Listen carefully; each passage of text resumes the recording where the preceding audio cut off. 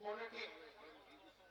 11 lagi di corner kick low play. Number 10, number 10. 11 lagi number 10 low kick. Ya, ini shot low dia tu. Goal post की वहाँ मुझे सब चीज़ ना. बोले goal वालों को नमक दे ले. UBC में लगी bola से out है. बोले तुम्हें दोनों bola से पाए. तुम्हें दोनों लगी धीरे धीरे ना bola से आगे लगा दो.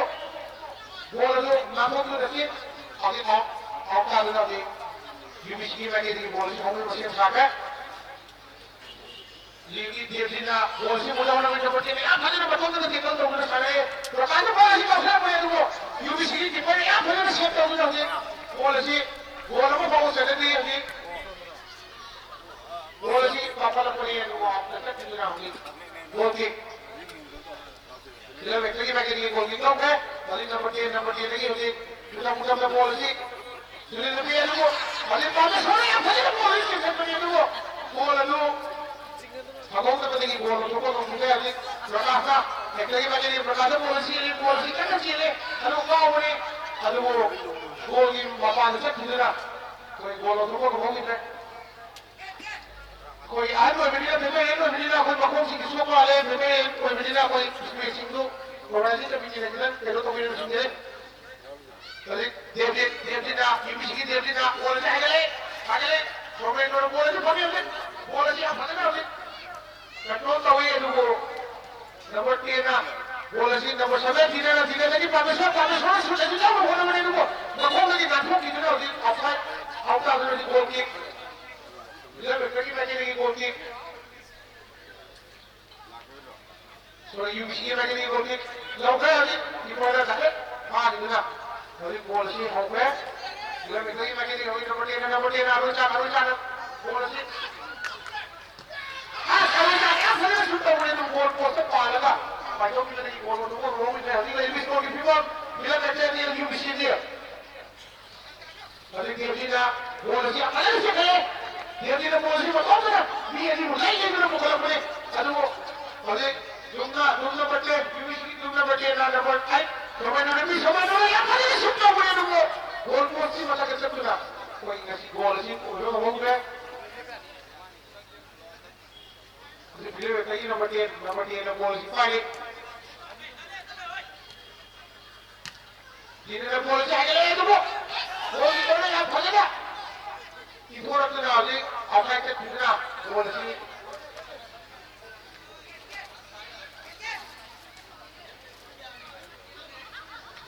UBC lagi bola si okay. Number 12 lagi number 4. Number 4 bola si apa sih kalau itu orang jadi apa ya? Jom number 10 boleh kita lihat वो referee ना foul किधर होगी number 10 बोल से होगा ना सेम काम है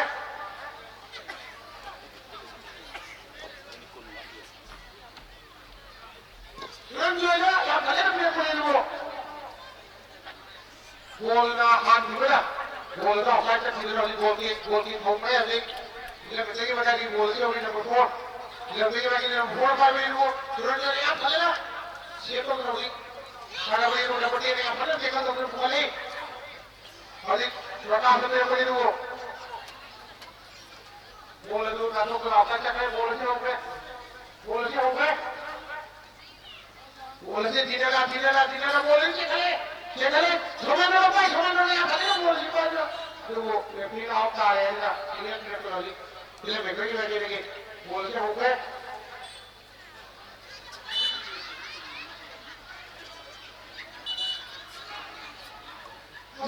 यहाँ भले ना दिलेगा बोल सी देखो तो बोलो ये प्रकार बोल सी ये बोले दूरी ने चले ये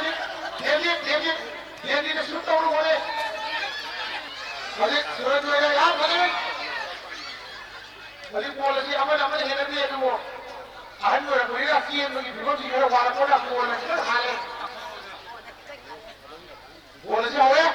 बोले मेरा बेटे की बात है कि बोले से हो गई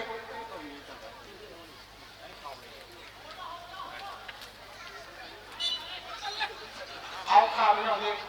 UBC की बात है कि बोले से हो कमेंट डाउन दो सेम ना है कमेंट ना बोले से देवती ना लाखों का आदमी करना लगी पूरा बोले से पांच मिनट बची नंबर 3 लगी नंबर 7 प्रकार बोले खाना बोले तुम ना आप कल से shape down corner team. Bila lagi bagi di corner team लोग हैं.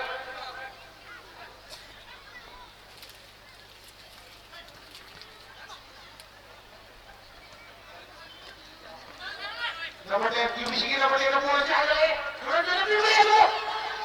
Bola to out मालूम होगी. UBC में गिरेगी. वो bola से हमने नमस्ते अब साथ में. बल्कि सारे में division में ऐसे bila Vector versus UBC ये टीम ने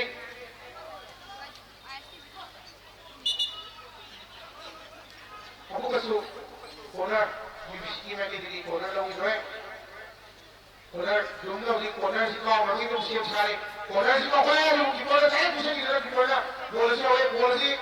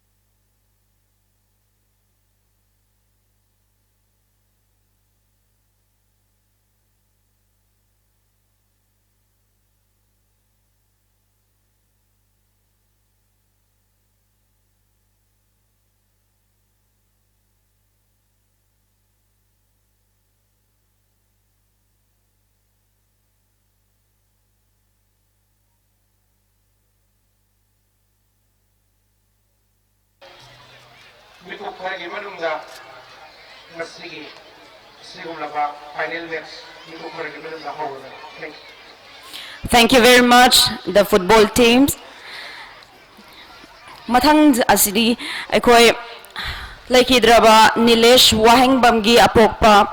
ahalibungo Dr. Wahengbam Imod Singadagi welcome address pibinaba haizari.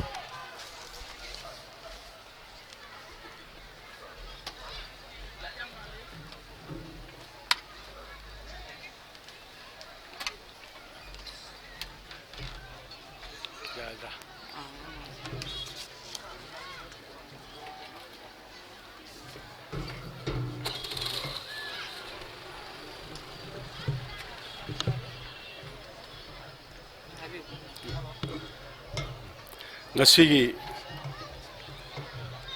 February tang ani yai pharabu numit asida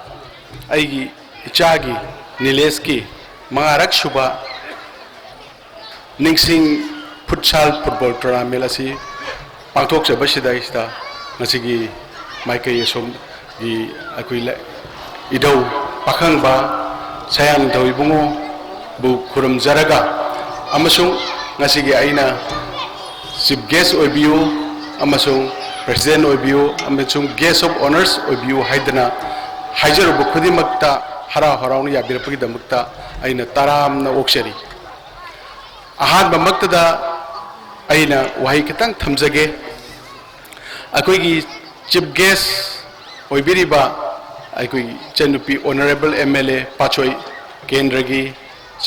Kumari Mirabai Debina aina haijaru basista hara harau ya biraki aidi chahi khuding yaujabrina yaujani haibna haibirapda amukena thawai nungai adubu yamna ngakpa amaka aina mahaki yumda dai thengnajarakhi akoina hujik tawjari basi ai samaki oina football tournament sida football se naharol singsigi karmai toraga achumba makaida lakadege masamu phallegedege na kan honajadna ai samang masigi football sisu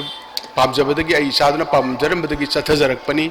loila na akoigi honorable MLA Sagobal constituency Sri Imo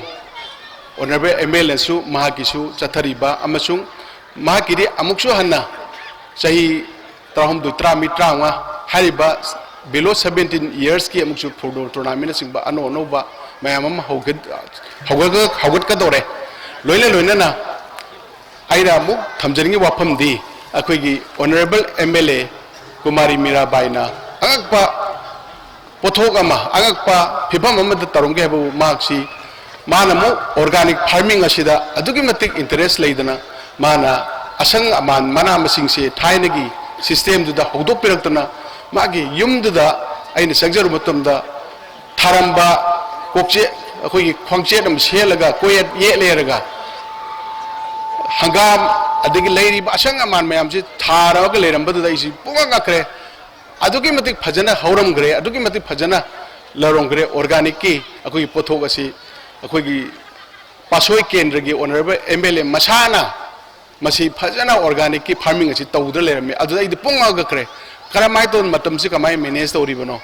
mayam bu nagadra mayam ge sebabu tawgadra amasung organic farming gi ajigumba vegetable mayam si puthokadra haibudu ai angakpada kham thengre loina na aina chacharu baduda tamu masigi hangam si masu kobi si masu ina hekta angba phangna pibere aduga wangbasu ko hangam du phut anim khai ani mu wange chahu chawre adur masi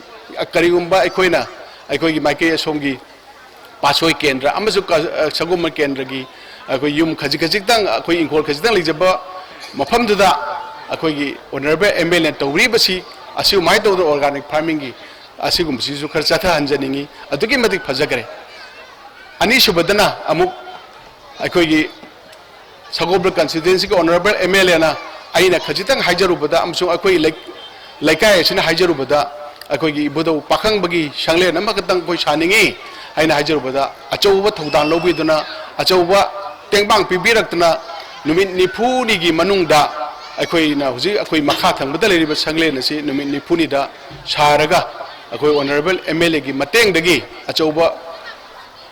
sentang ama pibirakna ꯑꯩꯈꯣꯏ ꯃꯁꯤ ꯄꯥꯡꯊꯣꯛꯆꯈ꯭ꯔꯦ ꯂꯣꯏꯅꯅ ꯑꯃꯨꯛꯁꯨ ꯑꯩꯈꯣꯏꯒꯤ ꯃꯥꯏꯀꯩ ꯑꯁꯣꯝꯗꯒꯤ ꯑꯩꯈꯣꯏ honourable MLAꯒꯤ ꯃꯐꯝꯗ ꯑꯩꯈꯣꯏꯅ ꯊꯝꯖꯔꯤꯕꯁꯤ ꯍꯥꯏꯔꯤꯕ ꯇꯥꯝ up to 2022 सिफावगी मनुंगदा अखोई मतम सिरदी अखोई मफम से लेरक्तबनीना कम्युनिटी हॉल से अखोई उसाबन की अमल लेजरी मसिदा चलक्तबदगी अतोपा अमसु दरकार लेरक्पना अखोई छंगलेन साजरी बसिगी मपामक्तदा अखोई ऑनरेबल MLA ना मसिगुम्बा असिगुम कम्युनिटी हॉल अमसु साबिगनी हाइदना थंबिग्रे मसिसु 2022 फावगी मनुंगदा लोशनबिगनी हाइबगी आशादो आइना MLA की मफमदा हमजरी लोइनना ngasi gi lakpiriba ai gi Dr. K Rajo health director health and family welfare director basu aina ta harau ta am okchari matam silba kaya hojiki asuma corona virus ki silba matam sida ngakang kaithok ter lakpiri gi damakta yamna nungai ba phongdokchari amasung ai Robert IAS मंगोंदसु आइना फजना हाइजरुबा मतमदा Robert इचा Robert ना हरा हरो याबिरक्तना ngasi आइगी इचागी football tournament सिदा सरुक याबिगिदमक्तसु आइना welcome तौजरी लोइनना आइगी इनाउनुपा मयामनदी Somorjit हाय अदो अखोइनदी मंगोंदा अचौबा हाइबदगी हेंदे हाइरिबे लंपाक असि मागी सानबमनी माना स्कूल कारप मतमदा आइगी माना ay अचौबा नंग चंगौ युमदा हंगाम थोंबसिगा पाचे अमीर पसी खर चारो अदुम फुटबॉल सानगे सानो आइने हे कौशन माजे पिजै असमाय तर माजो हौजरकपनि मफम सिदगी लोइनना आइगी इनाउनुपा AK शांति कुमार सिनसु मागी अचिन ममतम काइथोपिदुना लाकपिबगी दमक्तसु आई हराव तयाम ओक्चरी असे हारगा आई अदुम संजगे आई welcome address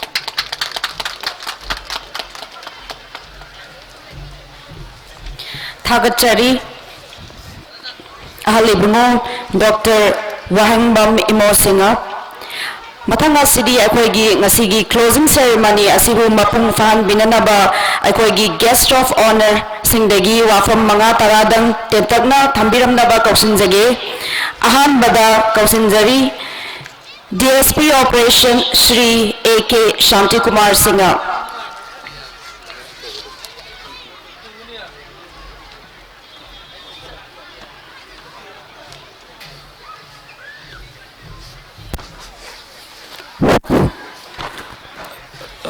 yam nungai jai thank you au bamaktada lamdamam sibu kondiriba sor bo khoramjari makha tarakpada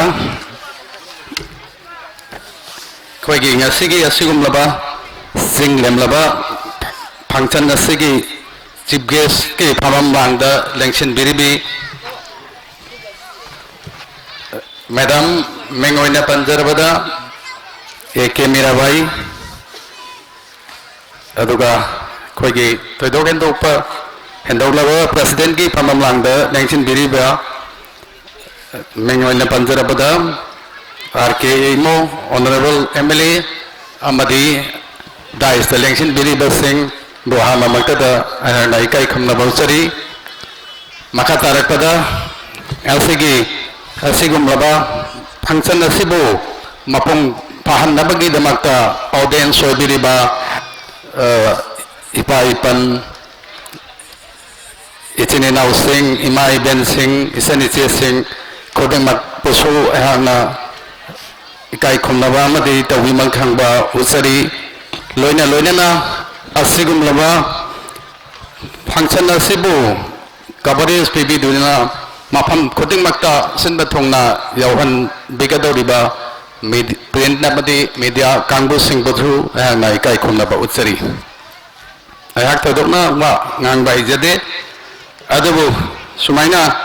koigi tamona sinbi dana koigi futsal football tournament amadi usababna sumaina sindana langdana tawbidana koigi geso boneroina तौबीरक्पसे आइगी याम नुंगाइजै हाइजगे मखा तारक्पदा सिगुम्बा सानबा खोनबा हाइबसी यामना फबा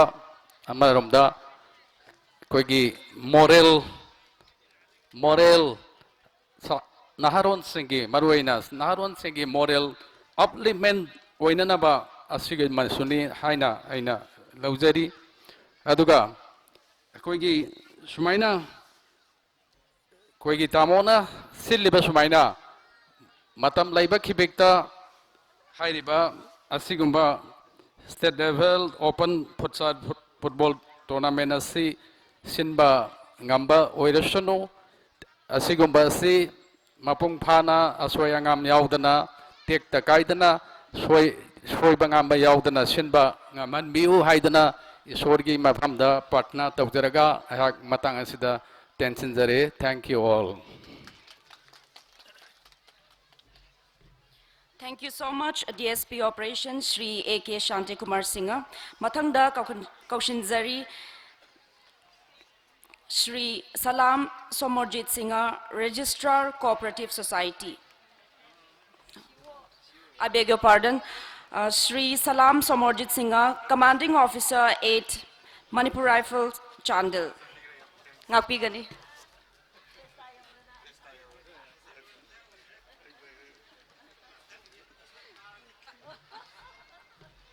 Hello.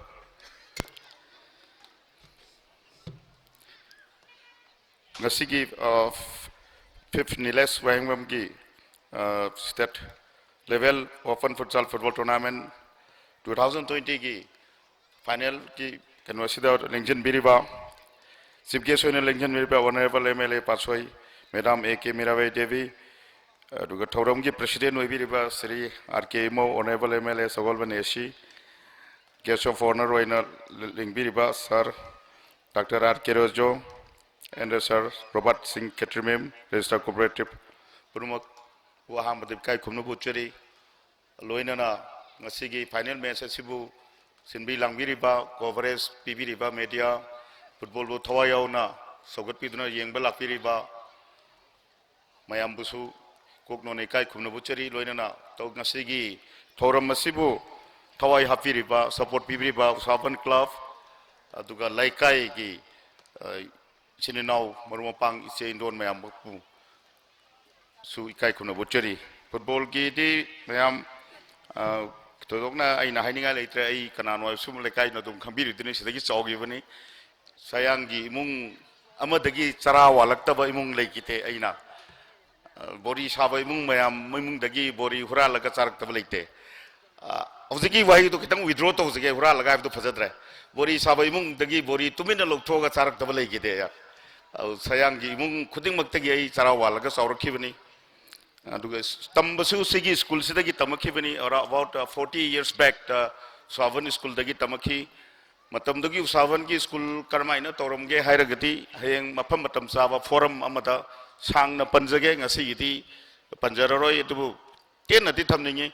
matam amada sai akoi service tawjara sai kontraga humdoi muksure Kangau de matam se adubu aina school zu buda ingarang nan sedagi get hangdo thorok padumana sum ubudon tawi lampak si school gi sarukamani aduna sida khoi on thoina saurkhiba oiba pukri lampak maninge lampak hojik laisang sariba pat punamak se aigi ngasi aina mayam marakta tinba phangjari basi sigi mayam sigi contribution amani aduna aigi sigi am chauba integral part amani Sahi ni pugi memangdo Savan leramba saktam Savan bu support to biramba Savan school bu support to biramba societies yamna value like society ma oiki hojiksu oite haibadate to mat aina haibadate me amna waru biro ena kanjai matam dugi society to Savan club Savan school bu yomna bukatti giva matam dugi laikai society do asumat value wang na leiba society oirame haibase koina Kita mapan thokna mafam kaya ada expose to matungda bahap tajare machuna nakalama oi khakanda football gidi ai sida mayamna ball sanaraga tum sida lampak sida nungdawaram school le loiba bon sanaba mayamna ubiram gane tum khara saura kanda Sogol United sanai garang function musu yauje na ai sida Sogol United ki mafam Usabon ki mafam ifsidi thodona pallu darga su aigi ipa ima dona dum lakraba chaw na mafam kanna lerba mafam ni Usavan club Usavan ki society akoiba Sogol United ngarang suma ki function ma yaujai ꯑꯁꯨꯃꯥꯏꯅ ꯇꯧꯗꯅ ꯌꯥꯝꯅ ꯅꯨꯡꯉꯥꯏꯅ ꯑꯗꯒꯤ ꯌꯥꯝ ꯅꯨꯡꯁꯤꯅ ꯍꯧꯔꯛꯈꯤꯕ ꯃꯐꯝ ꯑꯃꯅꯤ ꯑꯗꯨꯕꯨ ꯉꯁꯤ ꯃꯌꯥꯝꯒꯤ ꯃꯃꯥꯡꯗ ꯑꯩꯅ ꯁꯨꯃꯥꯏꯅ ꯂꯦꯞꯄꯒ ꯎꯁꯥꯕꯟꯒꯤ ꯃꯇꯝꯗꯨꯒꯤ ꯑꯣꯏꯕ ꯁꯛꯇꯝ ꯈꯔ ꯄꯟꯕ ꯉꯝꯖꯕꯁꯦ ꯑꯩ ꯂꯥꯏꯕꯛ ꯌꯥꯝꯅ ꯐꯩꯌꯦꯅ ꯈꯟꯖꯩ ꯑꯃꯔꯣꯝꯗ ꯐꯨꯠꯕꯣꯜꯒꯤ ꯃꯁꯥꯟꯅ ꯑꯃ ꯍꯧꯖꯤꯛ ꯑꯩꯈꯣꯏꯒꯤ ꯇꯣꯞ ꯆꯤꯞ ꯄꯦꯇ꯭ꯔꯣꯅꯦꯖ ꯑꯣꯏꯕꯤꯔꯤꯕ ꯇꯥꯃꯣ ꯏꯃꯣꯅ ꯑꯩꯈꯣꯏꯒꯤ ꯎꯁꯥꯕꯟ ꯀ꯭ꯂꯕꯀ ꯈꯨꯠꯁꯝꯅꯔꯒ ꯄꯨꯈꯠꯄꯤꯔꯛꯏꯁꯤ ꯌꯥꯝꯅ ꯂꯥꯏꯕꯛ ꯐꯕ ꯄꯣꯠ ꯑꯃꯅꯤ ꯃꯇꯝ ꯑꯃꯗ ꯎꯁꯥꯕꯟ ꯀ꯭ꯂꯕ ꯀꯔꯝꯍꯥꯏꯅ ꯂꯩꯔꯝꯃꯤ ꯃꯅꯤꯄꯨꯔꯒꯤ ꯐꯨꯠꯕꯣꯜꯒꯤ ꯁ꯭ꯇꯦꯟꯗꯔꯗ ꯎꯁꯥꯕꯟꯒꯤ ꯃꯐꯝ ꯁꯤꯅꯤꯌꯔ ꯕꯤ ꯂꯦꯚꯦꯜꯗ ꯀꯔꯝꯍꯥꯏꯅ ꯂꯩꯔꯝꯃꯤ ꯑꯗꯨꯗꯒꯤ ꯎꯁꯥꯕꯟꯁꯤ ꯂꯨꯞꯈ꯭ꯔꯦ ꯇꯣꯛꯈ꯭ꯔꯕꯅꯤ ꯑꯗꯨꯕꯨ ꯍꯧꯖꯤꯛꯇꯤ ꯑꯗꯨꯒꯤ ꯁ꯭ꯇꯦꯖꯃꯛ ꯅꯠꯇ꯭ꯔꯒꯁꯨ ꯎꯁꯥꯕꯟ ꯀ꯭ꯂꯕ ꯑꯃ ꯂꯩꯔꯤ ꯍꯥꯏꯕꯁꯤ ꯈꯔ ꯑꯦꯛꯁꯟ ꯅꯠꯇ꯭ꯔꯒ ꯁ꯭ꯄꯣꯔटिꯡ ꯏꯚꯦꯟꯠꯅꯆꯤꯡꯕ ꯇꯧꯔꯒ ꯈꯨꯠꯁꯝꯅꯔꯒ ꯐꯨꯠꯕꯣꯜ ꯇꯣꯔꯅꯥꯃꯦꯟꯠꯒ ꯁꯤꯜꯂꯛꯏꯒꯁꯤ ꯑꯩꯈꯣꯏꯅ ꯌꯥꯝꯅ ꯄꯨꯛꯅꯤꯡ ꯊꯧꯒꯠꯅꯤꯡꯉꯥꯏ ꯑꯣꯏ ꯐꯨꯠꯕꯣꯜꯅ ꯁ꯭ꯄꯣꯔꯠꯁꯅ ꯀꯔꯤ ꯀꯥꯟꯅꯩ ꯍꯥꯏꯕꯒꯤ ꯃꯇꯥꯡꯗꯗꯤ ꯌꯥꯝ ꯆꯥꯎꯕ ꯅꯨꯃꯤꯠ ꯅꯤꯅꯤ ꯍꯨꯝꯅꯤ ꯅꯩꯅꯔꯒꯁꯨ ꯂꯣꯏꯕ ꯉꯝꯃꯣꯏꯗꯕ ꯁꯃꯨꯗ꯭ꯔꯒꯤ ꯏꯄꯥꯛꯀꯨꯝꯕꯅꯤ ꯑꯗꯨꯒꯤ ꯃꯇꯥꯡꯗꯨꯗꯤ ꯉꯁꯤ ꯐꯨꯠꯕꯣꯜ ꯁꯥꯟꯅꯕꯁꯤꯅ ꯇꯣꯔꯅꯥꯃꯦꯟꯠ ꯇꯧꯕꯁꯤꯅ ꯁ꯭ꯄꯣꯔꯠꯁꯅ ꯁꯣꯁꯥꯏꯇꯤꯗ ꯀꯌꯥꯝ ꯆꯥꯎꯕ ꯀꯟꯇ꯭ꯔꯤꯕ꯭ꯌꯨꯁꯟ ꯄꯤ ꯍꯥꯏꯕꯗꯨꯗꯤ ꯌꯥꯝ ꯆꯥꯎꯕ ꯁꯦꯃꯤꯅꯥꯔ ꯗꯤꯕꯦꯠ ꯋꯥꯔꯛꯁꯣꯞꯀꯨꯝꯕꯗ ꯅꯩꯅꯕꯗꯁꯨ ꯃꯇꯝ ꯆꯪꯕ ꯄꯣꯠꯅꯤ ꯃꯗꯨꯃꯗꯤ ꯁ꯭ꯋꯥꯏꯗ ꯑꯩꯅ ꯅꯩꯅꯖꯔꯔꯣꯏ ꯈ꯭ꯋꯥꯏꯗꯒꯤ ꯅꯨꯡꯉꯥꯏꯖꯕꯅ ꯂꯝꯄꯥꯛꯁꯤ ꯐꯖꯅ ꯃꯦꯟꯇꯦꯟ ꯇꯧꯕꯤꯕ ꯂꯩꯀꯥꯏ ꯃꯌꯥꯝꯅ ꯁꯄꯣꯔꯠ ꯇꯧꯕꯤꯔꯒ ꯁꯤꯒꯨꯝꯕ ꯇꯣꯔꯅꯥꯃꯦꯟꯠ ꯑꯃ ꯁ꯭ꯄꯣꯔटिꯡ ꯏꯚꯦꯟꯠ ꯑꯃ ꯃꯐꯝꯁꯤꯗ ꯍꯣꯁ ꯇꯧꯕꯤꯕꯁꯦ ꯁꯤꯃꯨꯛ ꯅꯨꯡꯉꯥꯏꯖꯕ ꯂꯩꯖꯗꯦ ꯑꯩꯈꯣꯏꯁꯨ ꯃꯇꯝ ꯐꯪꯗꯦ ꯍꯧꯖꯤꯛꯇꯤ ꯂꯥꯏꯕꯛ ꯊꯤꯕꯗꯒꯤ ꯍꯥꯏꯇꯥꯔꯦ ꯄꯥꯝꯃꯗꯤ ꯄꯥꯝꯖꯕ ꯑꯗꯨꯕꯨ ꯁ꯭ꯄꯣꯔꯠꯁꯤ ꯐꯨꯠꯕꯣꯜꯁꯤ ꯄꯨꯟꯕ ꯐꯪꯗꯦ ꯑꯌꯥꯝꯕꯅ ꯁꯔꯀꯥꯔꯅ ꯄꯤꯕ ꯊꯧꯗꯥꯡꯁꯤ ꯆꯤꯡꯗ ꯉꯥꯛꯇ ꯑꯣꯏꯅ ꯁꯨꯝ ꯇꯧꯏ ꯁꯔꯀꯥꯔꯒꯤ ꯄꯣꯂꯤꯁꯤꯗꯗꯤ hill to valley valley to hill ꯍꯥꯏ ꯑꯗꯨ ꯑꯩꯒꯤꯗꯤ ꯍꯧꯖꯤꯛꯐꯥꯎꯗꯤ hill to valley valley to hill to mountain ꯑꯣꯏꯅ ꯂꯩꯈꯤꯕ ꯍꯤꯜ ꯇꯨ ꯚꯦꯂꯤꯁꯤ ꯂꯥꯛꯈꯤꯗ꯭ꯔꯕ ꯍꯤꯜ ꯇꯨ ꯃꯥꯎꯟꯇꯦꯟ ꯂꯩꯈꯤꯕ ꯑꯗꯨꯕꯨ ꯃꯇꯥꯡ ꯃꯇꯝ ꯇꯔꯟ ꯂꯥꯛꯀꯅꯤ ꯑꯩꯒꯤꯁꯨ ꯂꯥꯛꯑꯀꯥꯟꯗ ꯍꯦꯟꯅ ꯆꯥꯎꯕ ꯀꯟꯇ꯭ꯔꯤꯕ꯭ꯌꯨꯁꯟ ꯑꯃ ꯃꯌꯥꯝꯗ ꯄꯤꯕ ꯉꯝꯕ ꯑꯣꯏꯖꯒꯦ ꯁꯤꯜꯂꯤꯕ ꯂꯥꯡꯉꯤ ꯃꯌꯥꯝꯕꯨ ꯍꯟꯅ ꯊꯥꯒꯠꯆꯔꯤ thank you Thagachari, thank you so much, Commanding Officer, 8 Manipur Rifles Chandel, Shri Salam Somorjit Singha. Mathanga Shidi Kakachari, Registrar Cooperative Society, Shri Robert Singha Ketrimayum, IAS.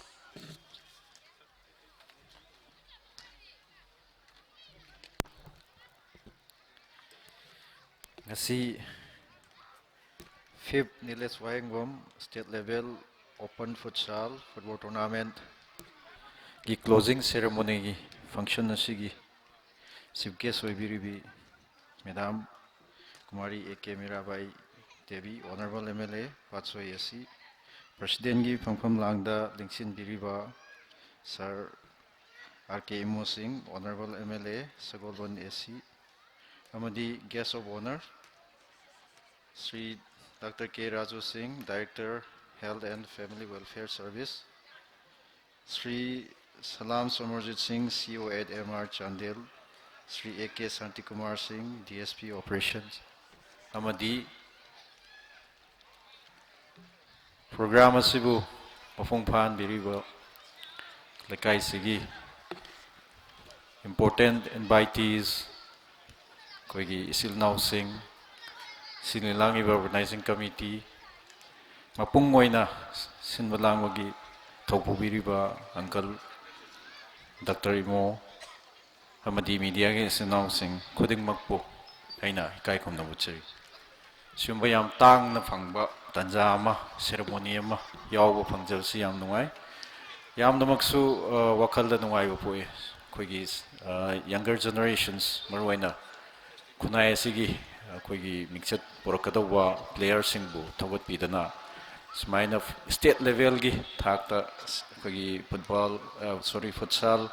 football tournament senbi basi yamnamak koi khuding mak ki sautuk sa ngai ni yamnasu inspiration oi smaina tung koi na lisang sitna sinbi ba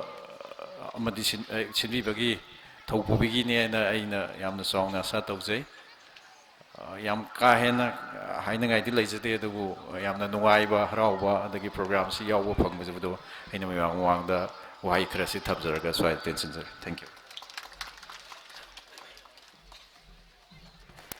Thagachari, Registrar Cooperative Society, Shri Robert Singha Ketrimayum IAS for the encouragement. Mathanga Shidi Kakachari, Director Health and Family Welfare Services, Shri Dr. K. Rajo Singha.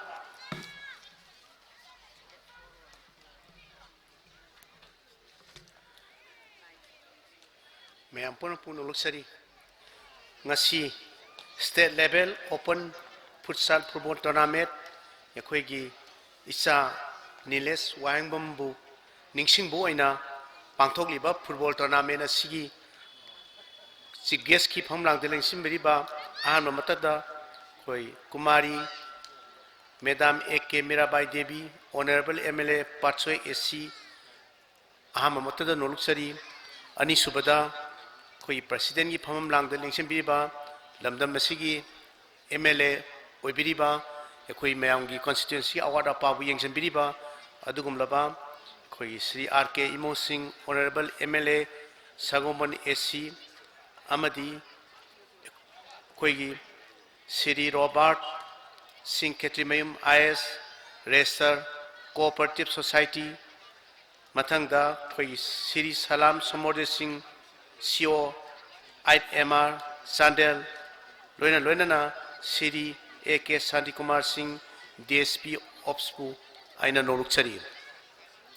masida natana mangda phambiri ba koi lamdam masi ahlaman lai guru isin now Ishan Singh punokpu aina noruk chari loina na yakoi gi mangda sanabiri ba finance sanagada ba football team ani amadi electronic media gi person sing and all invitees singbo aina kuram jari asigum laba football asi koi gi Niles Wahangbam bu ningsing duna koi na asingba football asina kanari basi koi hogalagli ba lamdam asigi naharon singbu koi gi discipline leiba unity leiba amadi afaba wakal kharan ba amadi nisha saba surubiri thakba yu thakba fatabali satpa crime toba mayam ase masi ekoi thingba mateng oi masina ekoina singumba final gi matang yorok sibauda yorok haibase yamna competitive oina makhada sanarba matung yorok pani masibu sananabu hanabada nomanini khatang train torga heta yabanate maduna sahi supa moina training torga lamni sahi supa sanarbasina makoi matam se nuti gi kaidana sum sanarga lapanina makoi masa mau phaba adagi fazana saba thakba tawba tumba fazana chang naiba amadi balance diet lehenba exercise gi mong da fazana torpasina makoi gi leiriba organ myam har myam si phagalali aduga nisagi makai rom da su sanction lande aduna masi yam phaba pithribi da khwaidagi mamal yanba adugumba sanaba kusana abadi maduna yakoina asigumba tournament masibu mathang sei khudingi koina masingba arrangement asi sinbi langbi ba ngamna bi damta ngaman bina ba iswar zu aina thoni jani masidani aina hajaning ba adubu ngasi asi mayam pumbagi khudong saba laujaraga aina doctor amu orubanina ai hojik kan gi yam problem oriba anaba koi corona virus ki matang wai amani dang thamjarange ai yam sanang jaroi corona virus hari bana basi pithribi da yam jathiraba anaba virus disease makhalamani masigi jab koi gi China gi Wuhan hari ba mafam city adudagi tholki bani yakoi gi sana thagnaraba yomham jaga amadagi thoki bani masi yakoi na masina maram oidana Wuhan city je thingjangre anda pithri gi mafam khudimakta tamna sum sandorai hari ba laina si koi gi India da su sangpa hogre adu India gi naknaba koi Sri Lanka adagi Nepal sidagi yowa horakre masida natana yakoi Manipur da su koi lakti laoi adubu masi yakoi na kaisu kininga leite masi yakoi section thorang khardi logdaba yade haidna koi medical department na yakoi thorang khar tawjare khudamoin harabada aina haijaning masi mayamna tawbigadaba si koi luna na leibiba ade khut saje phajana hamtokpiba 20 seconds sangna hamtokpiba sapon amadi isingna karimba sapon ji phangdragadi alcohol yauba khoigi sensitizer hand sensitizer sina phajana khuji jamtokpiba aduga kanagumba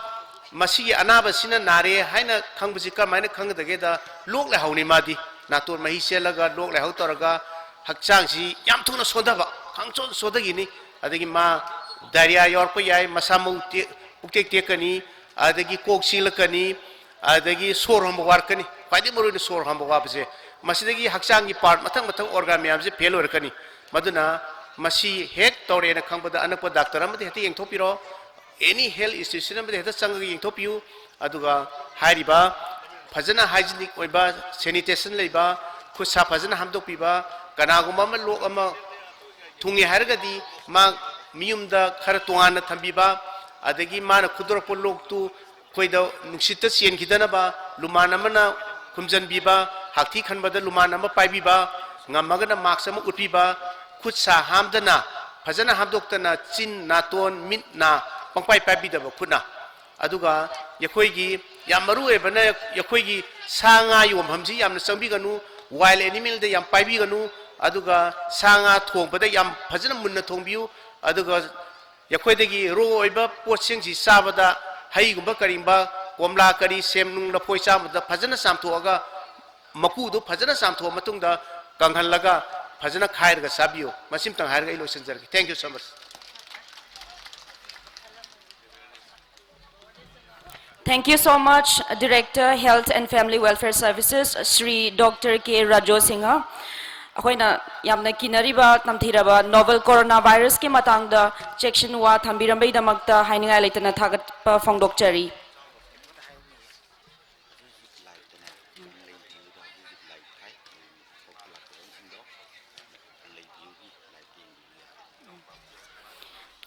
I would also like to take this moment to thank our media partners. Kanglei View na akhoi ngasi closing ceremony asi YouTube ta live thabiri venue asida lakpi da basingna isa gi TV da or mobile phone da yengbi ba yagani Kanglei View.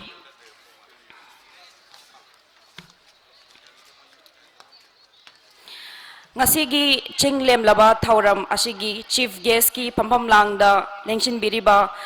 Honorable MLA Patsoy Assembly Constituency Ming Oina Panjarbada Srimati AK Mirabai Bu Noluk Chabaga Loinana Wafam Manga Tara Dang Thambiram Naba Kausinjari.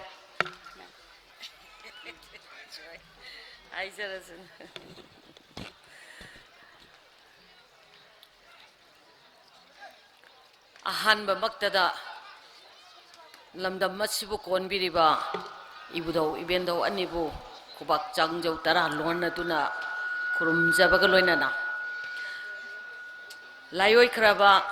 Nelis Waheng Bongi Mingda Maki Apokpa Dr. Wahengbam Imosing Amadi Maki Apokpi Irom Ningol Wahengbam Ongbi Dr. Nalini Aninki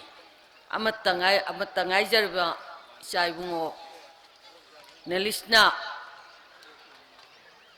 Nasining Singamba Football Tournament Asibo Sahi Kudengi Makatana Pangdoktuna Soidangamda take the Kaidana Equina Ningjariba Puna Maktasu Family na Isagi Damakta Sahi Kudingi Pangtoliva Football Asibo take the Kaidana Pangtok Pangaman View Haiduna I Hanba Makta da Shorda Tony Jari Loinana State level often futsal football tournament Manga Suba Nelis Wahengbangge closing function Asida Lengshin Biribanga Sigi President Ki Pampam Lang the Lengshin Biriba Sagonban Assembly Constituency Gi Honorable MLA Wena Taupu Biriba Sri RK Imosing Kaikumna Jabo Ucheri Loinana Directorate of Health and the Family Welfare Gi Director Gi Taupu Biriba Nasigi function Nasigina Guest of Honor Gi function Pabam Langda Lengshin Biriba Dr. K. Rajo Singh Loinana Registered Cooperative Society Oina Taupu Biriba Siri Robert Singh Khetrimayum IAS CO 8MR Sandel Gi Taupu Biriba Siri Salam Somorjit Singh Loinana DSP of Soina ꯊꯧꯄꯨꯕꯤꯔꯤꯕ A.K. Santi Kumar Singh amadi ngasi organizing committee amadi usabobongi thawmi kaya koi kwai khibik punamak loidana ai koi na ngasi tournament asi yawba lakjaba matamda harauna okpi khibi maira paibi imai bel singh amadi ngasi gi tournament asidaida invite tobada lengbirakliba yang koi yawiba lakbiriba kai kumnajarbi khwai kebik punamak ngarsi todabeda sigi player sing ai koi John FC achan bigai amadi RFCA khanam leraki player sing judges sing amadi thoidok hendoklaba ai koi gi lairiba wahengbam Dr. Imo Singh amadi family ai koi Dr. Nalini Devi amadi family sing loinana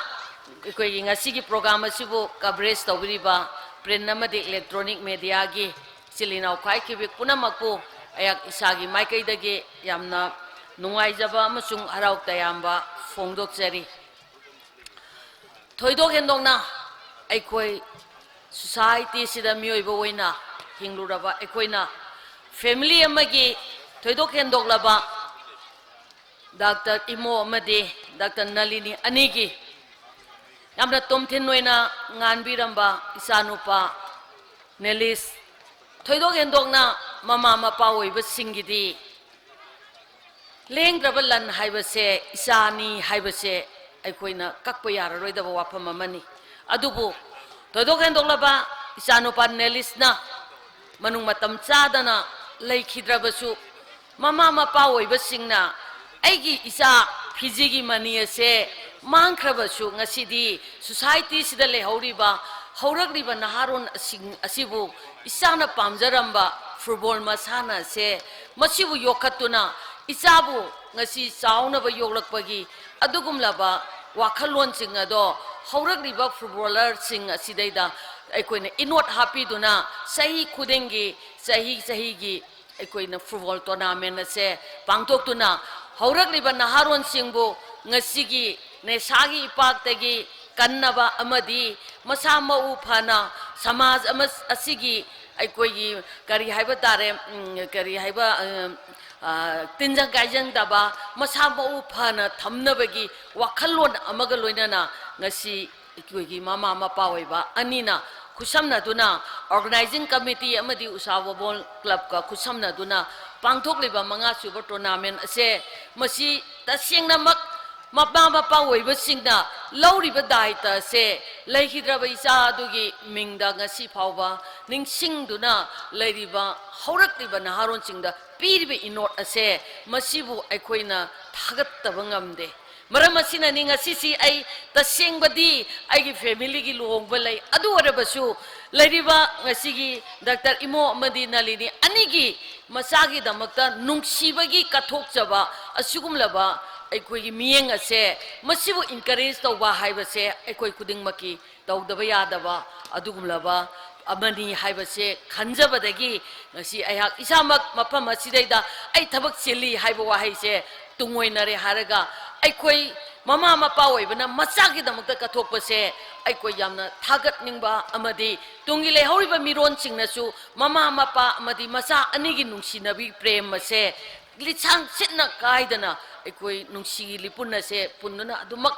satpa ngamnabagi damakta sangchaliba jumlaba tournament makhalamani haibase miyamda amuk khaktang haijabagi khudong chabado phanglabadi haiduna ngasi sumaina yaujabani tournament asi ahanba aikoi gi hogdokpa matamdasu ai isamak yauki adubu haukiba chahidi ai isamak set out of station oibana maram oire haraga sigumla tournament asi yauba phangkide adubu ngasidi ai isamak tasengnamak loiba phawba yaujanimbado ngasigi aikoi matam asi aikoi festival gi matam oiba haiba tare luhong khongdokba phaire lamta haiba sidi koi gi leiriba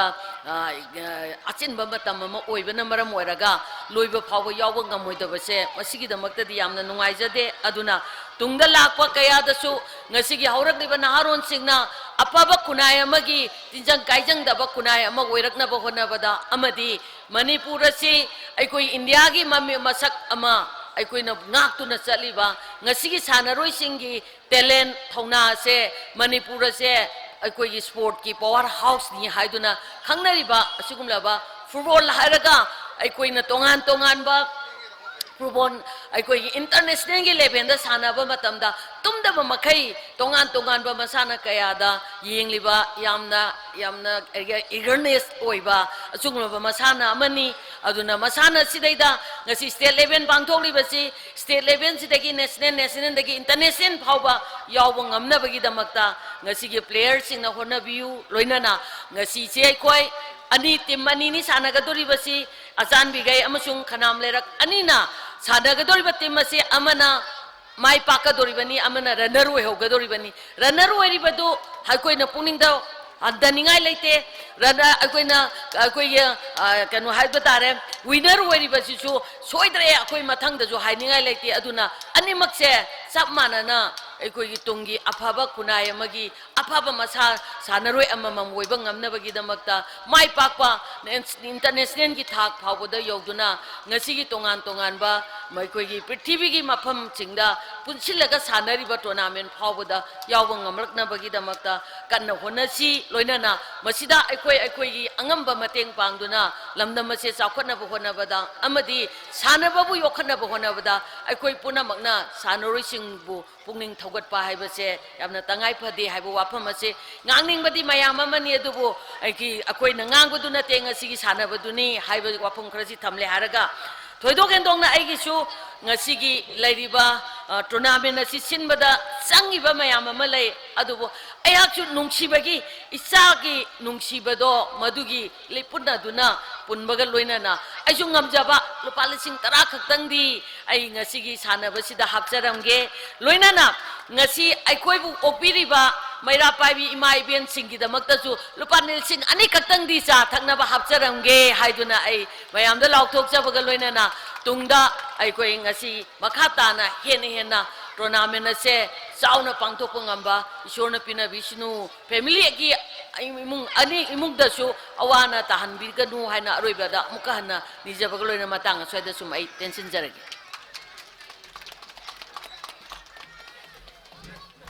Hainingai leitana thagatchari Honorable MLA Patso Assembly Constituency ngashigi closing ceremony gi chief guest mingoina panjarbada Kumari AK Mirabai Devi adom gi chillaba matam kaithokpiduna ngasigi ceremony asida mapung fan birambai damakta lengshin birambai gi damakta aduga tingjang kaijang daba society khunai ama oi hansi haina pungning thogat pirambai damakta loinana selgi tengbang ju pibirambai gi damakta hainingai leitana thagat pa phongdokchari Mathanga City, last but not the least, Kaukatchari, Honorable MLA Sagolban Assembly Constituency, Program Asigi President Gipampam Langda, Lengshan Bikraba, Sri R.K. Imo Singha.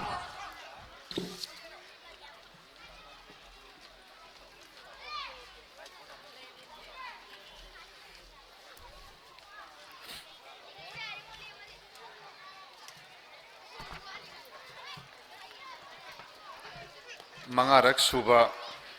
Nilesh Wahangbam Memorial State Level Open Futsal Football Tournament Floodlight ki Makada Sanariba Handaki Sahi Sigi Closing Ceremony Dais Television BDB Chief Guest BDB Honorable MLA Pasoi AC Kumari AK Mirabai Devi Guest of Honor ki Phamdan Television BDB Director Health and Family Welfare, Dr. K. Rajo, Robert Singh Ketrimium, IAS, Registrar Cooperative Society, Shri Salam Somorjit Singh, CO8 MR Chandel, Shri A.K. Shantikumar Singh, DSP,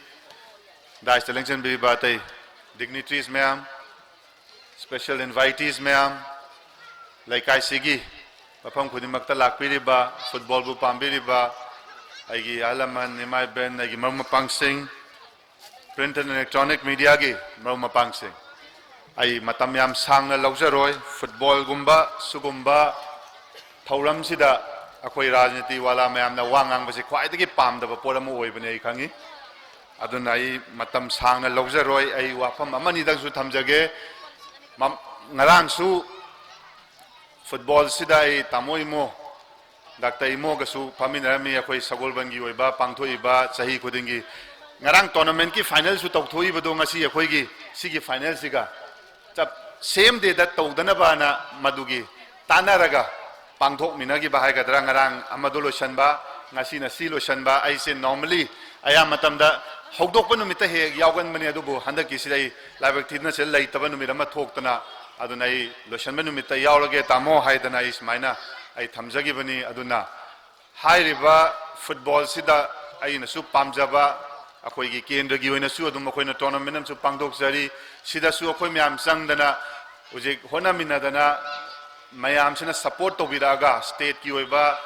mafam khuni maktei laaga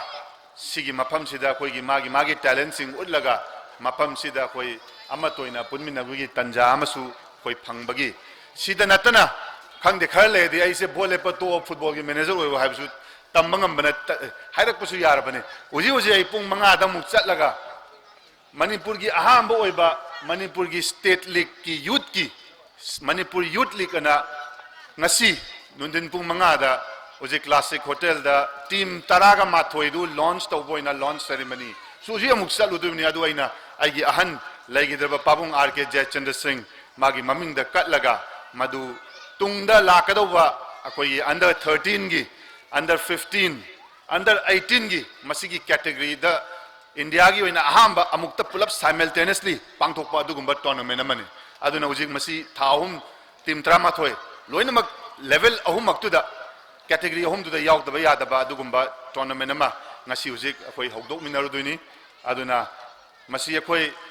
mayam gi oiba tung gi oiba semgat pe aba kaino mo oibunina akoi ama toina masi football aise kaino FIFA na su masi peace unity haiduni aduna masi akoi ama toina ingna singna sanamina si lairiba final gi su akoi referee na haiba tauriba khongiba do akoi illaga phajana sanaraga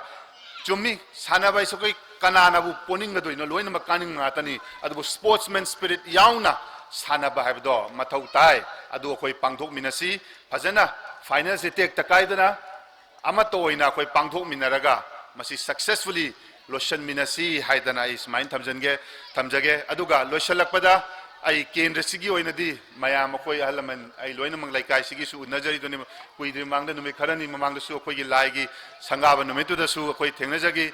mayamna sigi tournament sin nangnaba ai tamona masin lambi se angta nang kainom tawda yaroi ne haidana nungti jai ne phone se da wai sanaba se ado nangnaba WBM se tournament hoban numitugi numi kharani mamangda nangnaba WBM se lauraga thambani masin numi kharani matung de another 10-20 days 20 thasi manung sida de wakanda adum koilas thab su yara adra ana drain su yamba seme kaino su lambi su thoidokpa koi akoi be jaga sida akai ba pang su laisalaktre adu maximum kendra sigi development sida di ai mamang thana yaugani laikai gi su awat pa lebi ba ujik su propose mamang na tawgiba amma thuna lotion si haiba ma su pangre tamon su madu su akoi tana minaraga karino kamaina tawsi kam kanda hausi ge do tana minaraga pangthok minasi hairaga ai saida ngasi gi oina di tournament si mai pakna lotion bidna mayam na matoina tek kaidna keno to bi you hairaga ngasi ai saida tenjarage thank you very much Thagachari Honorable MLA Sagolban Assembly Constituency Sri RK Imo Singha Laikai asigi award apa sing athuba matamda mention biragani haina assurance pibirambagi damakta thagatpa phongdokchari mathanga sidi akoi football match asi chathadringai da vote of thanks bibinanaba kakhotchari retired associate professor Biramangol College and Shanti Kumar Singha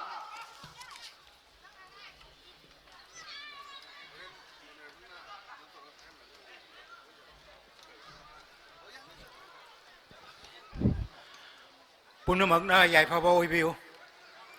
The same body, board of things asi match matung the pig dovani, adubu, formal functions it touring it, Lucilla Horsi Idana, a Jan Pana Tapi Digi, ai board of thanks pizage aro board of thanks pire haiduna mayam messing dana chatpa tawiganu masum tang mayam da ayakna hangatsage mangarak subo ina chatharakpa chahi manga suba aigi sunupa Nilesh Wahengbamgi futsal football tournament asi haukiba March January gi tarik 18 dagi chatharuktuna ngasi 15 ni sure aroiba numit asigi aroiba match sanaramdai asida ngasi gi thorom asigi mapung phanabagi damakta athoiba meeting oina lengchin biribi kai khumna jarabi Pasoi Kendragi Honorable MLA AK Mirabai Devibu Achin Mayam Ama Kaitok Piraga Taromasi Yaugani Haiduna Lakibagi Damakta Organization Tournament Committee Amadi Usabavan Club Ki Mahut Sinjaraga Ayangna Hana Tagat Pongdok Jari Aduga Sigi Matakta Amuka Hena Tagat Saningmana Selgi Mateng Oina Lupal Sing Tara Organizing Committee da pangbiramba aduga loina na akoi gi mera paibi imai bel singi damakta lupa lising ani amaga pangbirambagi damaktaksu amuka hena thagajari mathangda ngasigi thoromasi president gi phamam langda lengsin biriba kai khumna jarba RK Imo Honorable MLA Sagorman AC hojikta ayaki mangda wangang bikiba president gi phamam langda lengsin biriba busu Organizing Committee amadi Usabawan Committee ki maiki tegi mahut chinjaraga ayangna hanna thagat phongdok chari mamangda yaubi khiba dungung ngasisu yaubu lengbiragli loinena matung tarakpa tournament singdasu yaubi rakhigani haibasimusu ayak thamjage hanna thagat chari mathangda guest of honor ki phamam langda lengsin biriba Shri Dr. K. Rajo Singh Director Health and Family Welfare Services Pusu Achinba matang kaya kaitok piduna football asibu lotion bagi thorom asibu yobi bo lakpi bagi damak hana thagachari aduga mathangda Shri Robert Singh Ketimayum IAS Register Cooperative Society busu organizing my committee ki maikitegi amadi usababon committee ki maikitegi mahut chinjarga ayangna hana thagachari mathangda Shri Salam Somorjit Singh Commanding Officer 8 Emmer Chandel Busu Thoromasi Yobi Balengbirakpa Amadi Hanana Sanababu Yamna Pamjarakpa Ama Oina Pongtok Pigiba Adugi Damakta Hana Hana Thagachari Aduga Matangda Shri AK Santi Kumar Singh DSP Operation Busu Hana Organizing Committee amadi Usabawan Committee ki maikitegi mahut chinjaraga hana thagachari aduga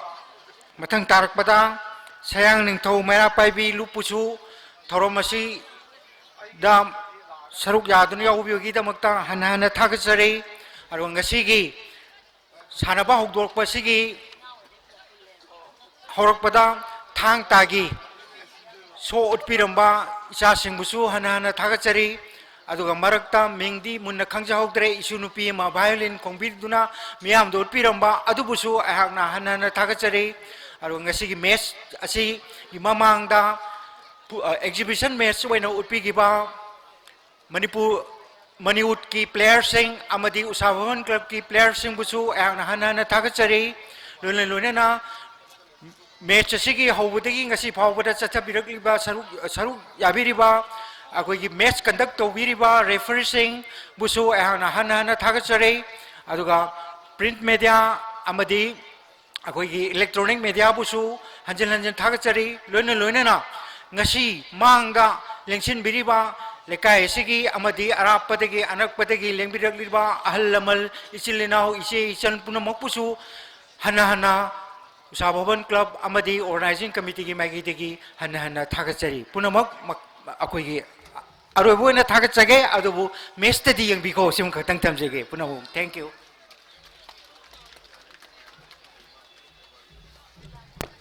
Thagachari, Retired Associate Professor, Biramangol College, and Shanti Kumar Singha. Mathanga Sidi, akoigi final match, John FC Achan Bigay Hangang Assembly Constituency, the RFCA Kamnam Leirak Patso Assembly Constituency. Anigi players in the final match asi haudringaida, akoigi dignitaries ka players singa meet and greet, adogi tanja adu laujage, dignitaries singa, players singa, sakmai khangang bagi tanja aduni.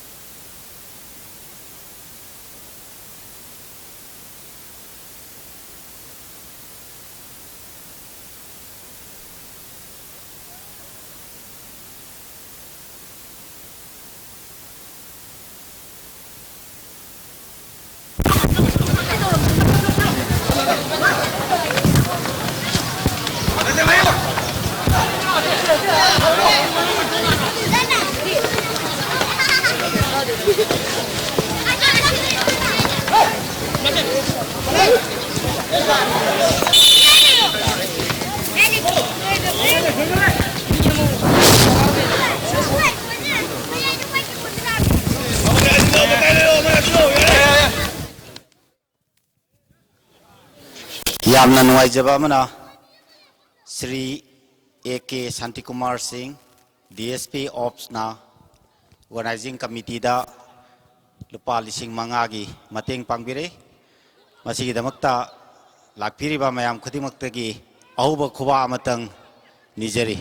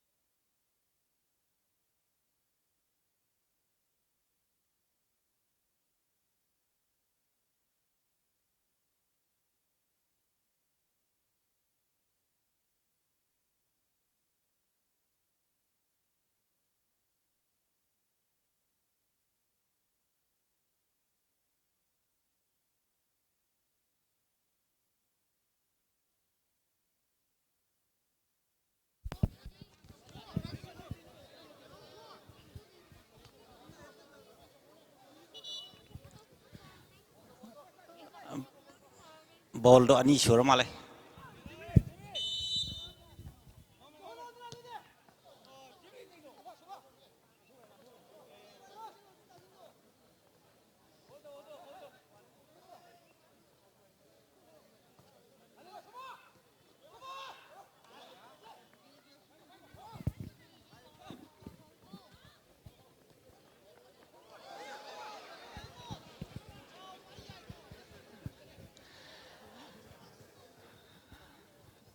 Honorable MLA Sagomani HC Mingoina Panjabeda RK Imo Singanasu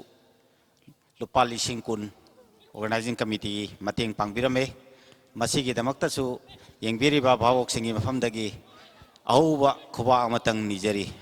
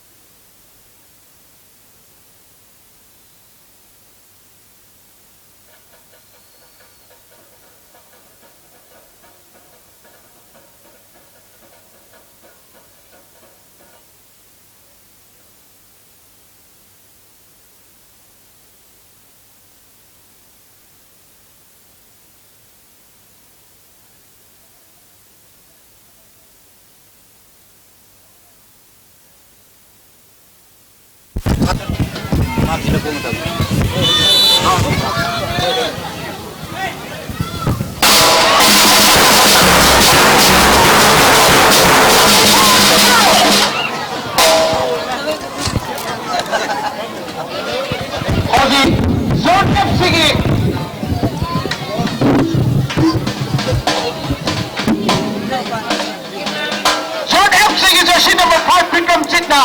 penalty shoot out से हौजी लौबिगनी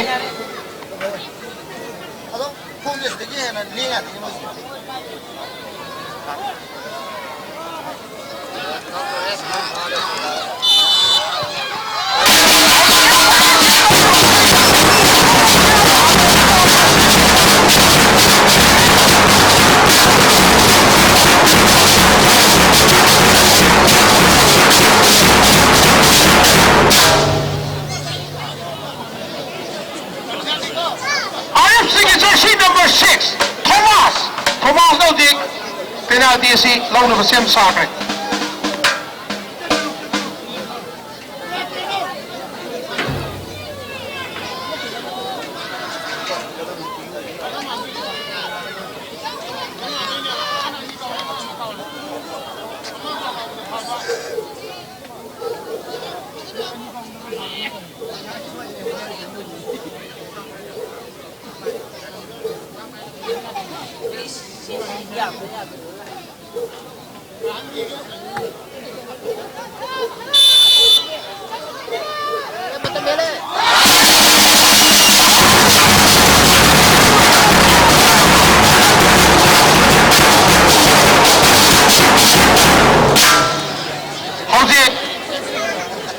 Zone FC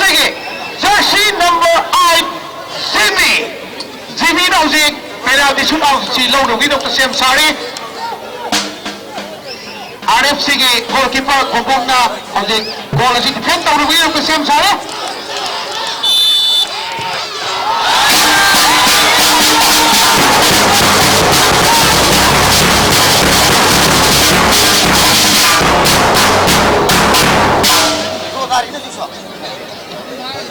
RFC Khamamlaki jersey number 19 Rockets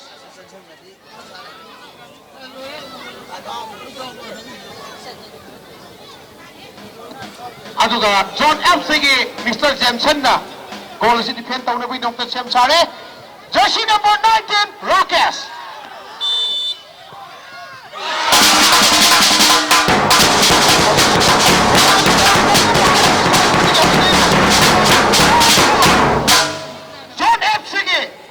jersey number 12 Priyandana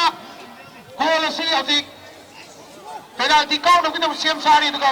Mr. Popom goalkeeper RFC na defend tournament of Sam Sari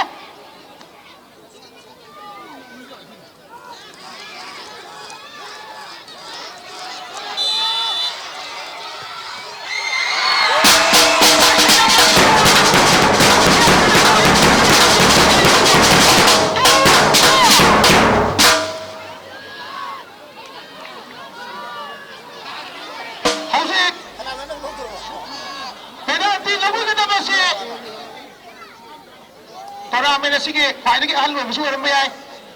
Mr. Naba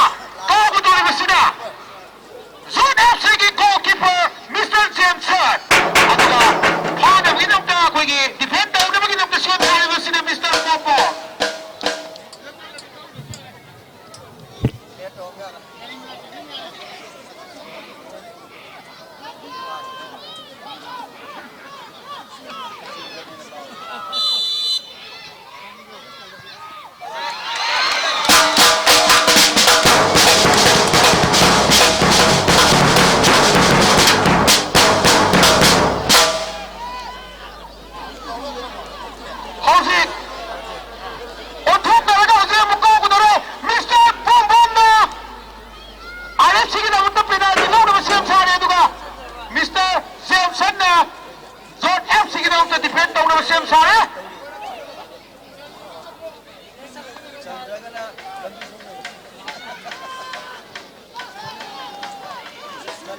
Mikuk khari manungda mamarak suboi na panthok chari nilesh bai ma state level open futsal football tournament asige kar manung leader organize mikuk khari manungda mayam mamanga chuksoi choi na thampi ragane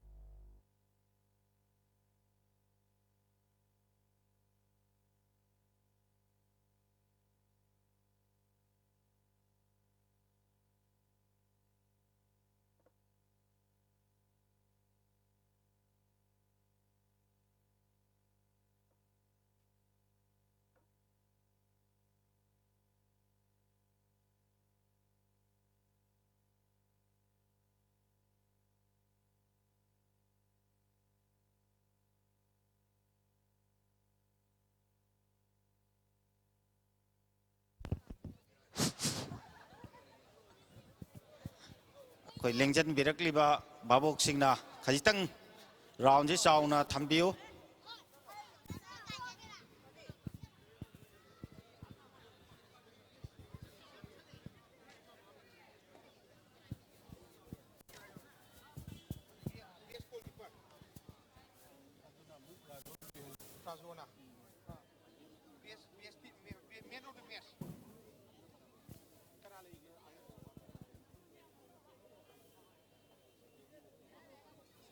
adu kanu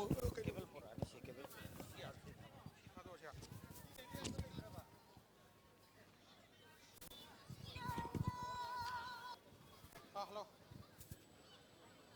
hello hello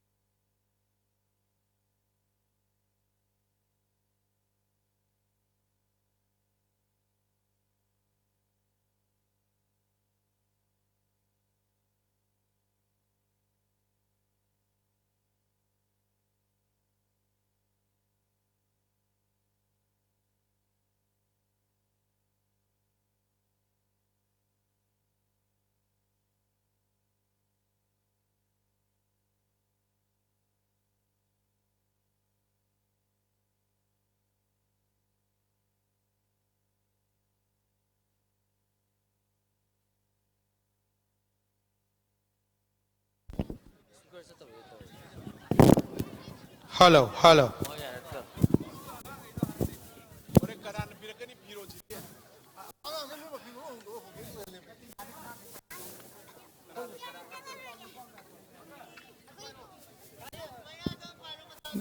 ngasigi akoigi mangarak suboy na pangthok chariba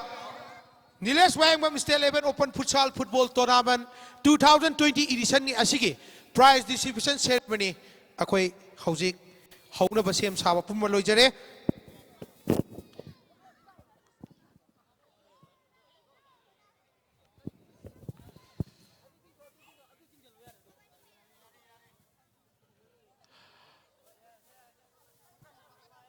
ꯑꯩꯈꯣꯏ ꯍꯧꯖꯤꯛ ꯉꯁꯤꯒꯤ prize distribution ꯑꯁꯤꯒꯤ ꯑꯍꯥꯟꯕ ꯑꯣꯏꯅ ꯑꯩꯈꯣꯏ match ꯑꯁꯤꯕꯨ ꯍꯧꯕꯗꯒꯤꯅ ꯂꯣꯏꯕ ꯐꯥꯎꯕ ꯉꯁꯤ ꯐꯥꯎꯕꯗ ꯑꯋꯥ ꯃꯩꯁꯥ ꯀꯌꯥ ꯈꯥꯡꯗꯨꯅ ꯀꯟꯗꯛ ꯇꯧꯕꯤꯔꯤꯕ ꯔꯦꯐ꯭ꯔꯤ ꯁꯤꯡꯕꯨ ꯑꯩꯈꯣꯏ ꯑꯍꯥꯟꯕꯃꯛꯇꯗ ꯁ꯭ꯇꯦꯖꯇ ꯀꯧꯈꯠꯆꯔꯤ ꯑꯗꯨꯒ ꯄ꯭ꯔꯥꯏꯖ ꯑꯁꯤꯕꯨ ꯄꯤꯕꯤꯅꯕꯒꯤꯗꯃꯛꯇ ꯃꯤꯡ ꯑꯣꯏꯅ ꯄꯟꯖꯔꯕꯗ ꯑꯩꯈꯣꯏꯒꯤ ꯕꯕꯥ W ꯏꯃꯣ ꯗꯥꯛꯇꯔ W ꯏꯃꯣꯕꯨ ꯁ꯭ꯇꯦꯖꯇ ꯀꯧꯁꯤꯟꯖꯔꯤ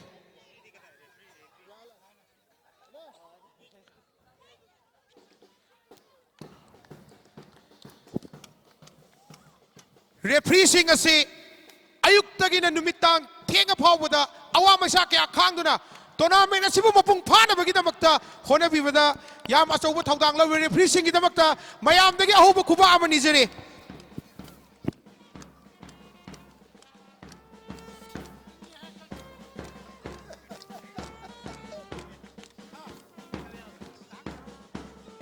ꯃꯊꯪꯗ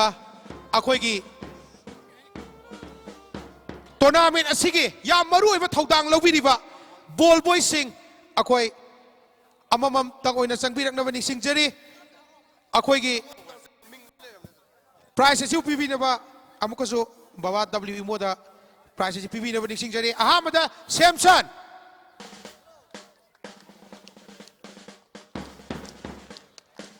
ꯃꯊꯪꯗ ꯄꯤꯇꯔꯖꯤꯠ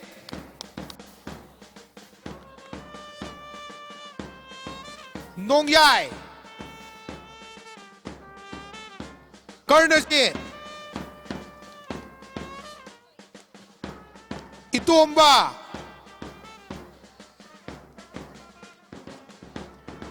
Lanchenba Aroichan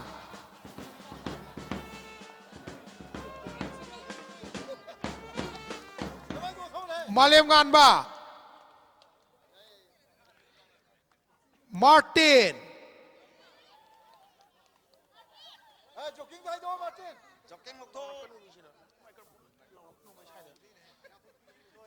Moses amasung aroibada Ronald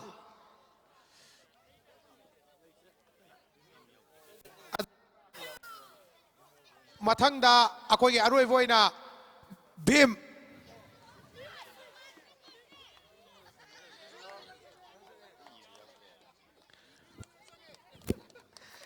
Bababu Thagatsari Matanga City Man of the match Man of the match Asibu Pibi Ravi the Bakta Akogi State Sakta Kauchari Siri Robert Singh Ketimium IAS Pu Akogi Prize Asi Pibi the Bakta Kauchari Man of the match Soba RFC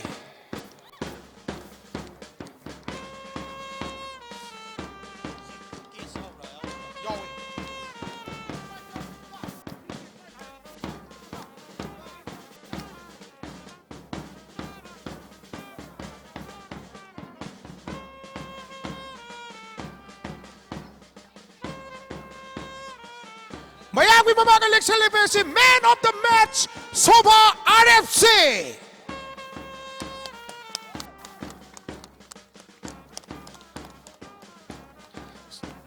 Si Robert Putagatsari Matanga City best goalkeeper Mana si Upibi Ramgidamta Akoigi Director Health and Family Welfare Mingoina Pajarabada Siri K. Raju Singapore is the Sakta Kakunjari.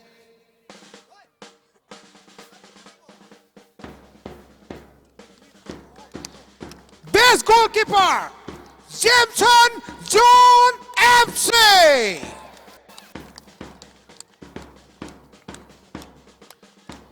Mr. Jameson John FC Achan Bigay. Best goalkeeper of the tournament.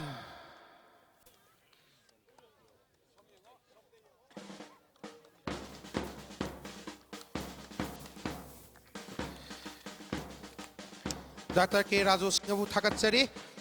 Mathanga City best team. Chibu Pibi na Rigata Akoigi Mingo in a Panjarabada Shri Salam Chomorjit Singh CO 8MR Sandel Bu stage sakta kausan jari Best Team LDS Thongju Best Team of the Tournament LDS Thongju ki Manager coach natraga player ama lengsen pirak na baning sing jari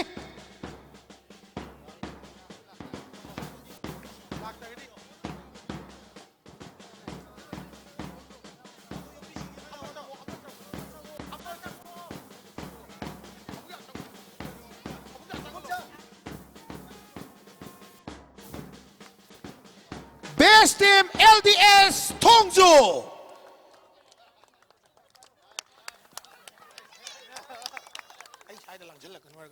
Shri Somorjit Puthagatchari Mathang asidi top scorer Masibu PB Ranabagitamakta ISTV gi editor oibiriba Yama Sunil Bu stage sakta kausanjari top scorer Mairaba BFCA Top scorer Mairaba BFCA Mahanga Sangiba goal masing 19 goals Tournament asida khwaidagi yamna goal chanba mioi ni Mr. Mairaba BFCA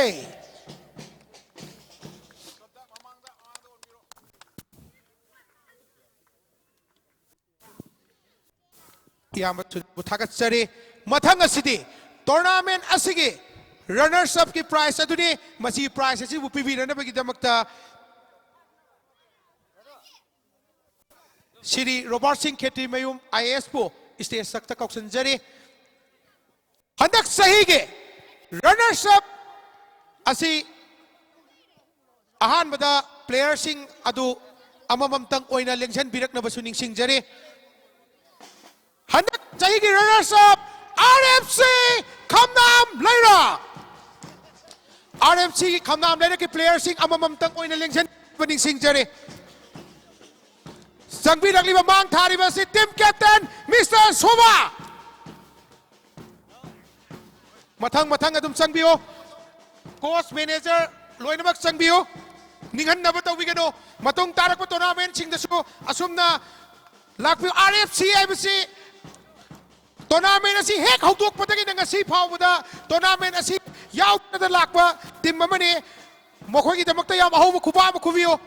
akhoi gi tournament asi ge history da khwaidagi maru oiba team mama oiba RFC Khamnam Lairak ni ngasi apoina hek hawdok charak patagi ngasi phawda sunglep leptana saruk yaduna lagliba RFC Khamnam Lairak ni mathang si akhoi coach manager akhoi mathang lovina bani singjari aduga team captain lengsan birektuna ngasigi runners up trophy ga cash prize asiga lovina bani singjari runners up akhoi gi group 2 matang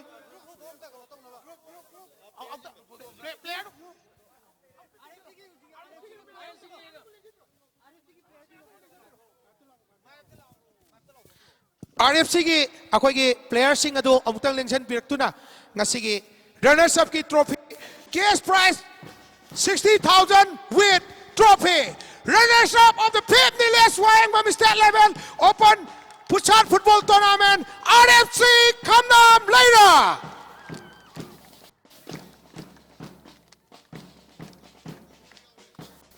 City akhoi gi handak sahi gi winner oiriba team madugi prize khakta ngai chaklagle prize asu PB revenue gi dongta director health and family welfare Shri Dr. K Raju Singabo stage sakta kausan jari winner of the Pip Niles Wang state level open futsal football tournament John FC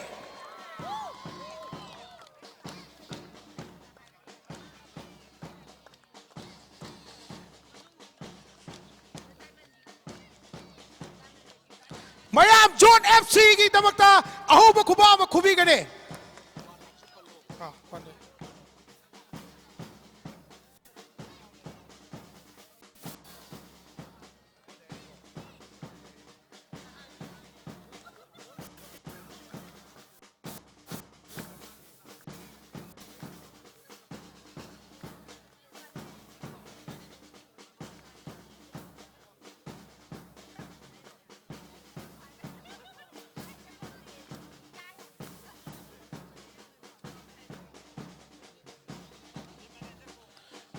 team manager coach लेंशन बिरंग नबनी सिंह जरी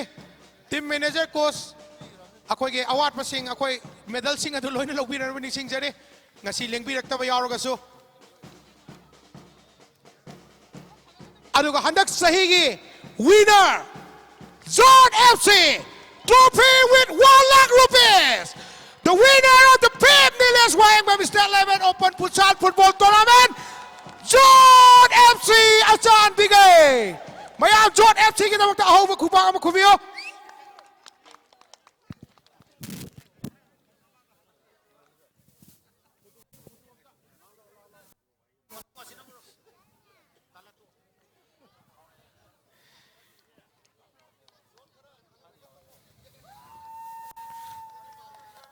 Mathang tarak pa tournament sing daso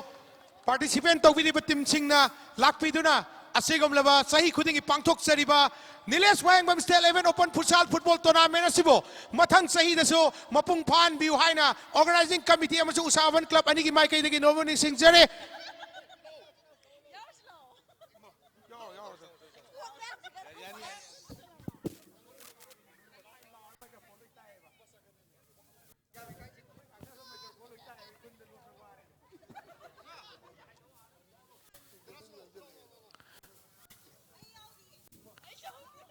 Handak sahi gi oinadi mangarak subo ina pangtok seriba Niles Wayangbam State 11 Open Futsal Football Tournament 2020 asi ngasi asina loijare mathang sahi gi 2021 gi edition da mayam amuk Usabawan Club ki pak chawro lampak asida mayam amuk hanna thengna si haiba si ga loinana handak sahi gi oinadi Mayam dagi kaina na biday luxury. Thank you.